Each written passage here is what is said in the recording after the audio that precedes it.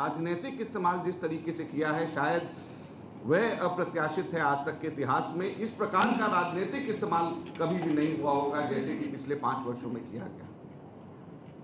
लेकिन दुर्भाग्य से जिसका राजनीतिक इस्तेमाल किया गया, जिसके बारे में लोगों को अलग अलग भ्रांतियां, अलग अलग वायदे करे गए, कल सुप्रीम कोर्ट के अंदर जो एफिडेविट सुप्रीम कोर्ट के अंदर भारत सरकार की ओर से दिया गया, वो एफिडेविट लोगों के सभी सपने जो 5 वर्ष में इन्होंने दिखाए हैं, शायद उन सभी सपनों को वो चूर चूर करता है। वो एफिडेविट के बारे में मैं चर्चा करूंगा, उस एफिडेविट की भी प्रति हम लोगों के पास में है। लेकिन उससे पहले हमारे अंग्रेजी के पत्रकार हमेशा ये कहते हैं कि कुछ अंग्रेजी में बोलें, तो मैं कुछ अंग्रेजी में पढ़ करके कुछ अंग्रेजी में भी कुछ मैं कहना चाहूंगा। The government's argument that it can reveal the names to the Supreme Court but not to the public due to double taxation is baseless.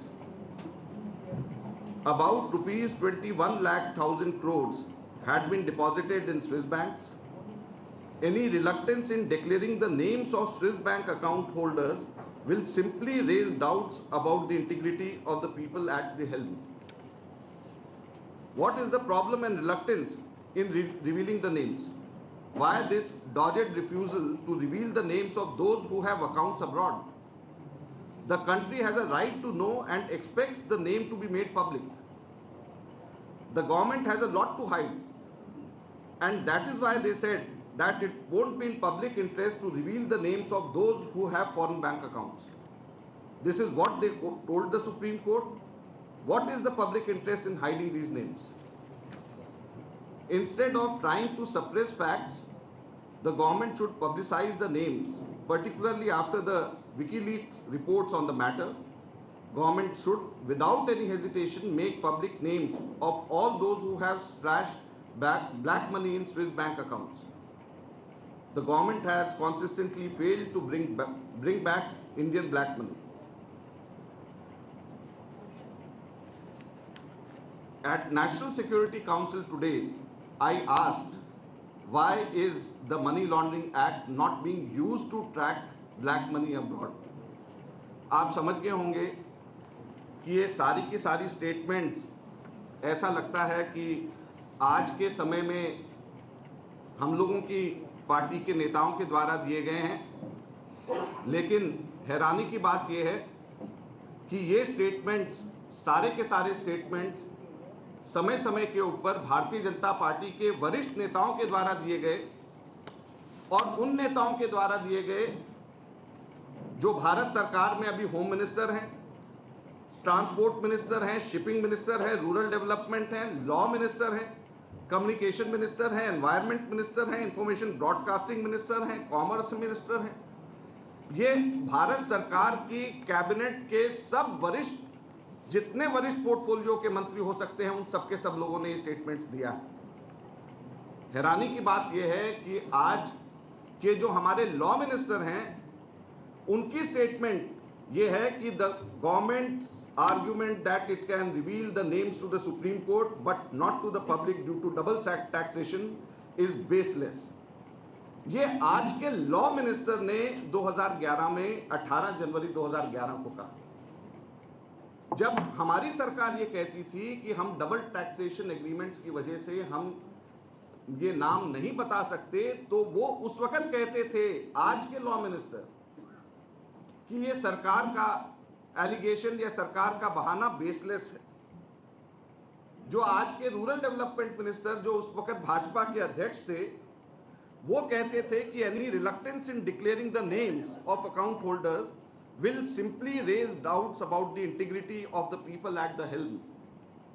तो अब हम इनसे पूछना चाहते हैं कि गडकरी साहब, अब टेबल पे कुर्सियां इधर की उधर और उधर की इधर हो गई हैं, तो अब हम आपसे जानना चाहते हैं, आपके लॉ मिनिस्टर से जानना चाहते हैं, आपके प्रधानमंत्री से जानना चाहते हैं, जो कहते थे कि prevention of money laundering act के सहारे सारा का सारा पैसा वापस क्यों नहीं आ सकता, ले लिया जाएगा। आपके जो आज गृह मंत्री हैं, वो ये कहते थे कि 100 दिन के अंदर अंदर हम ये सारा का सारा पैसा वापस ले आएंगे। आपके प्रधानमंत्री ये कहते थे कि ये सारा पैसा वापस आ जाएगा और 15-15 लाख रुपया हर एक व्यक्ति के नाम के ऊपर हमारे देश के अंदर हिंदुस्तान में आ जाएगा, तो आज मैं अपने 15 लाख रुपए आपसे मांग रहा हूं, मैं आप सब लोगों के 15 लाख रुपए आप लोगों के अकाउंट में डालने की मांग कर रहा हूं। मैं कह रहा हूं कि 100 दिन पूरे हो गए। आपके गृह मंत्री उस वक्त जब राष्ट्रीय अध्यक्ष थे वो कहते थे कि 100 दिन में सारे के सारे पैसे वापस आ जाएंगे। तो आज देश की जनता आपसे जानना चाहती है वो 15 लाख रुपए उनके अकाउंट में अभी तक क्यों नहीं आए। अगर अब ये एफिडेविट के ऊपर अगर हम बात करें, ये एफिडेविट कल उन्होंने सुप्रीम कोर्ट के अंदर बड़ा लंबा चौड़ा एफिडेविट 39 पेजेस का ये दिया है। मैं इसमें से केवल 2 मुख्य बिंदु पढ़ करके आप सब लोगों के बीच में दोहराना चाहता हूं।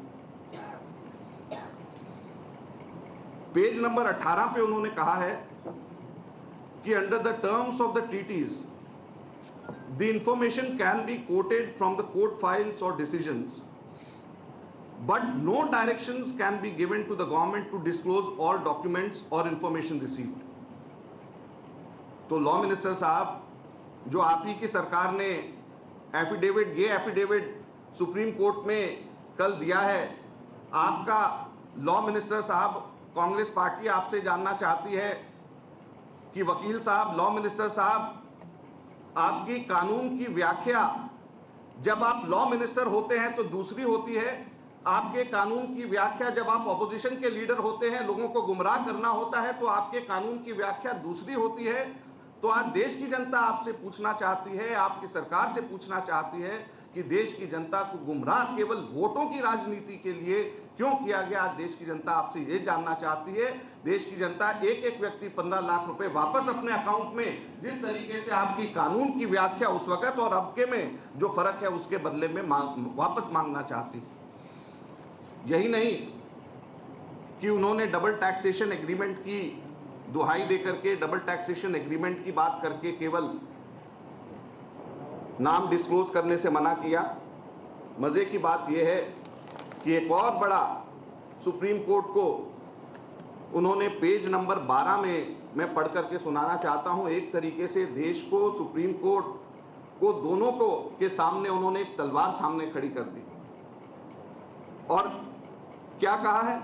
Many of India's peers raise concerns whether international standard on maintaining confidentiality has been violated and demanded recommendations and lowering of ratings of India.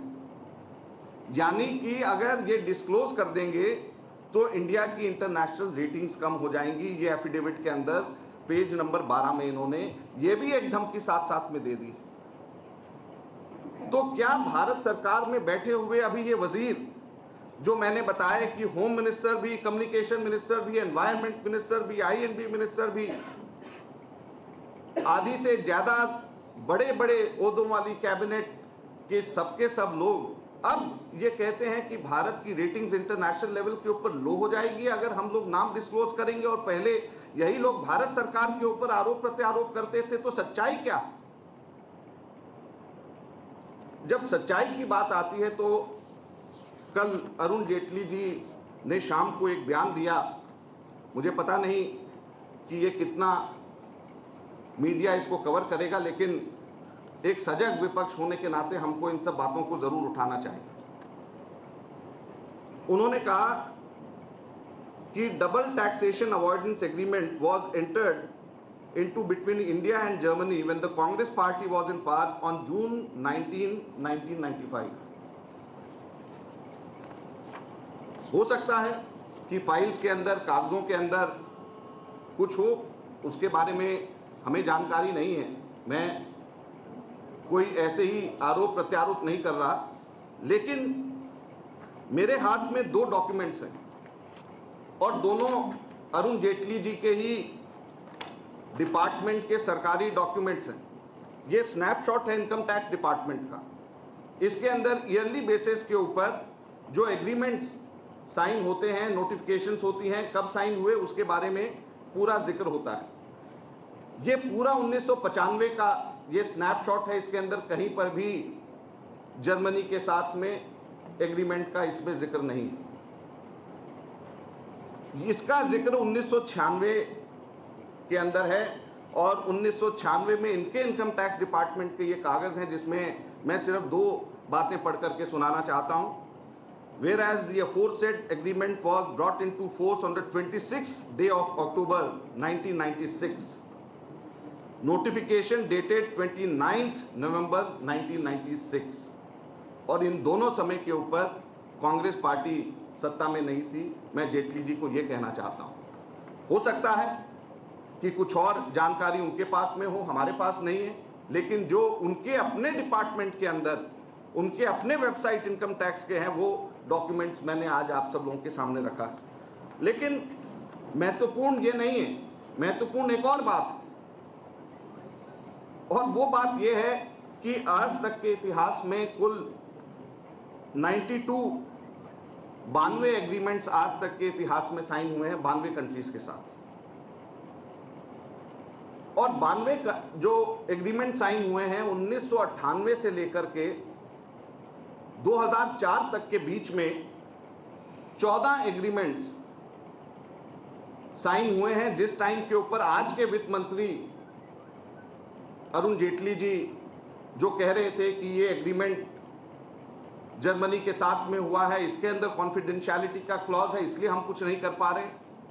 तो मैं आज आप लोगों को, देश की जनता को बताना चाहता हूं, कांग्रेस पार्टी बताना चाहती है कि जो 14 agreements, double taxation avoidance agreement, जो 14 एग्रीमेंट्स बीजेपी ने किए थे, जिसके मंत्री या लॉ मिनिस्टर जिस सरकार के अंदर अरुण जेटली जी खुद थे, उन 14 के 14 के अंदर हर एक के अंदर ये कॉन्फिडेंशियलिटी क्लॉज है। कोई भी ऐसा एग्रीमेंट 14 में से नहीं है जो कि भारतीय जनता पार्टी के समय पे जो साइन किया गया जिसके अंदर कॉन्फिडेंशियलिटी का क्लॉज नहीं है। हैरानी की बात सिर्फ यही नहीं है, एक और बात है, वो ये कि इन 6 सालों में 3 देशों के साथ डबल टैक्सेशन अवॉइडेंस एग्रीमेंट्स, 3 देशों के साथ में उसकी अमेंडमेंट्स भी करी गई। एक फ्रांस के साथ, एक नीदरलैंड्स के साथ, और तीसरा स्विस कन्फेडरेशन यानी स्विट्जरलैंड के साथ। और तीनों के साथ जो एग्रीमेंट्स की जो अमेंडमेंट्स करी गई, उन एग्रीमेंट्स में कॉन्फिडेंशियलिटी क्लॉज को नहीं छेड़ा गया, जिस टाइम पे अरुण जेटली जी खुद लॉ मिनिस्टर भी भारत सरकार के अंदर थे, अब वित्त मंत्री।